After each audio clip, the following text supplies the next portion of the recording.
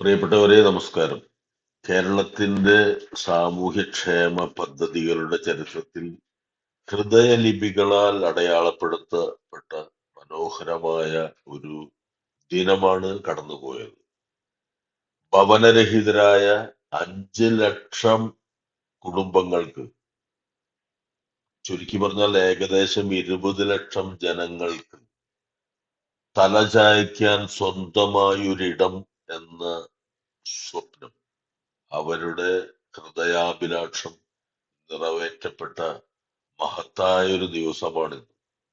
ആ ദിവസം നാളെ ഈ LDF ഗവൺമെന്റ് ഭരണത്തിൽ തുടരുമോ ഇല്ലയോ എന്നതല്ല,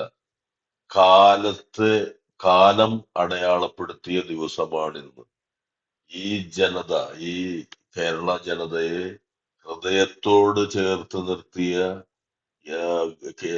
ഈ കേരളത്തിന്റെ LDF ഗവൺമെന്റ് കഴിഞ്ഞ 10 വർഷക്കാലം വികസനങ്ങളുടെയും സാമൂഹ്യക്ഷേമ പദ്ധതികളുടെയും എല്ലാം വിസ്മയകരമായ ഭൂത്താലങ്ങൾ സൃഷ്ടിച്ച ഇതുപോലൊരു ഗവൺമെന്റ് ഇനി നാളെ ഉണ്ടായാലും ഉണ്ടായില്ലെങ്കിലും ഈ സുദിനം ആരും മറക്കില്ല.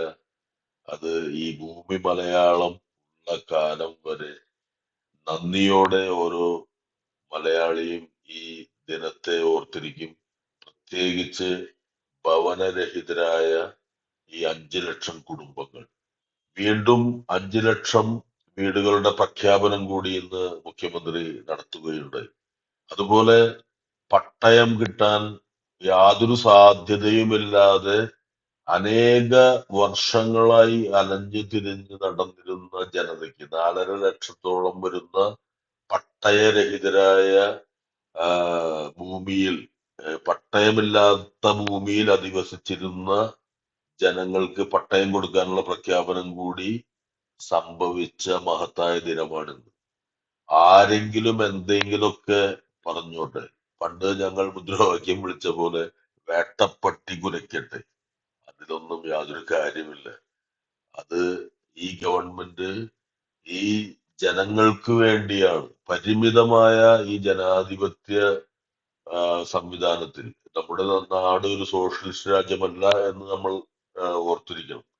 പരിമിതമായ ഈ ജനാധിപത്യ സംവിധാനത്തിന്റെ സാമ്പത്തിക ക്രമത്തിൽ നിന്നുകൊണ്ട് ഇത്രയും മഹത്തായ ഒരു കാര്യങ്ങൾ ചെയ്യാൻ ഇച്ഛാശക്തിയുള്ള ഗവൺമെന്റിന് മാത്രമേ കഴിയൂ. അതാണ് ഈ LDF ഗവൺമെന്റ് കഴിഞ്ഞ 10 വർഷക്കാലം ശ്രമിച്ചത്, വിജയിച്ചത് എന്ന് മാത്രം പറഞ്ഞുകൊണ്ട് നന്ദി, നമസ്കാരം.